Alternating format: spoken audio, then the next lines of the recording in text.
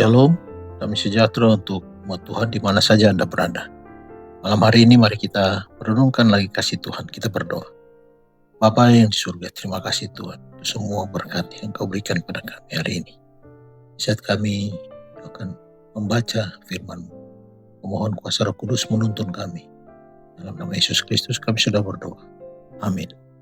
Judul renungan malam ini, pengurusan adalah doktrin Alkitab. Ayat renungan diambil dari kitab Yohanes pasal 17 ayat 17. Firman Tuhan berkata, "Kuduskanlah mereka dalam kebenaran, firman-Mu adalah kebenaran." Teori-teori pengurusan yang salah, juga yang timbul karena melalaikan atau menolak hukum Taurat ilahi, tampaknya menonjol dalam gerakan keagamaan sehari-hari. Teori-teori ini salah dalam doktrin dan berbahaya dalam akibat praktik sehari-hari.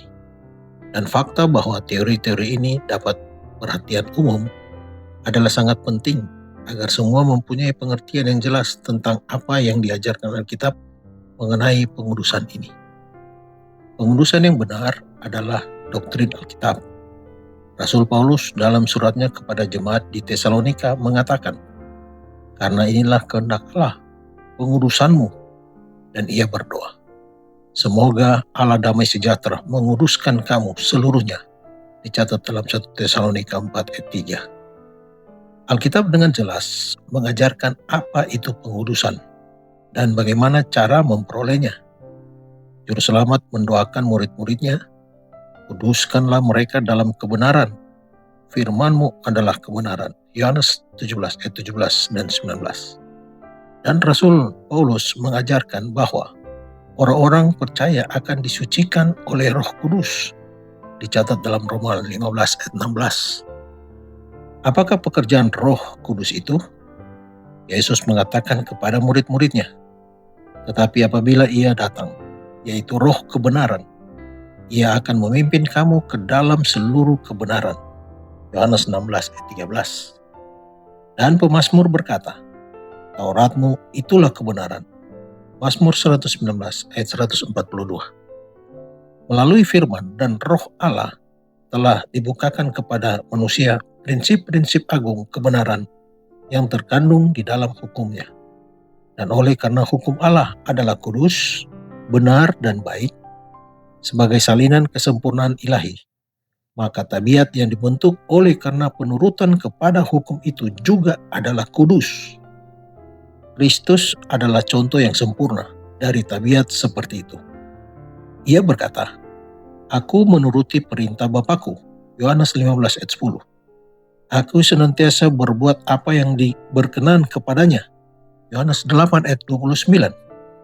Para pengikut Kristus harus menjadi seperti Dia oleh rahmat Allah, membentuk tabiat yang selaras dengan prinsip-prinsip hukumnya yang kudus. Inilah pengurusan menurut Alkitab. Pekerjaan pengurusan ini dapat dicapai hanya melalui iman dalam Kristus, oleh kuasa Roh Allah yang tinggal di dalam hati. Rasul Paulus menasihati orang-orang percaya, "Hai saudara-saudara, tetaplah kerjakan keselamatanmu dengan takut dan gentar, karena Allah lah yang mengerjakan di dalam kamu, baik kemauan maupun pekerjaan menurut kerelaannya."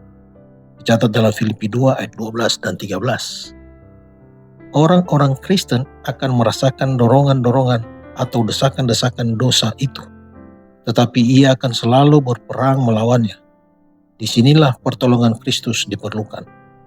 Kelemahan manusia menjadi bersatu dengan kekuatan ilahi, dan iman berseru.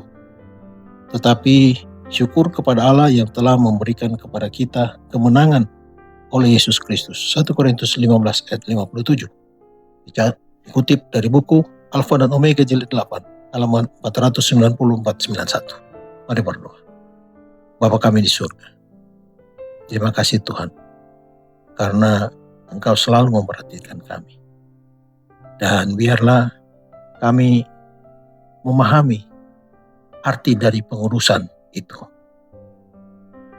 Biarlah kehidupan kami dituntun oleh Roh Kudus, sehingga hidup kami berkenan di hadapan Tuhan. Bapa di surga, sanggupkan kami agar kami boleh sempurna dari tabiat seperti halnya Engkau adalah sempurna. Terima kasih Tuhan, memohon penyertaan dalam istirahat malam kami. Dalam nama Yesus Kristus kami sudah berdoa. Amin. Selamat malam, selamat beristirahat. Tuhan Yesus memberkati.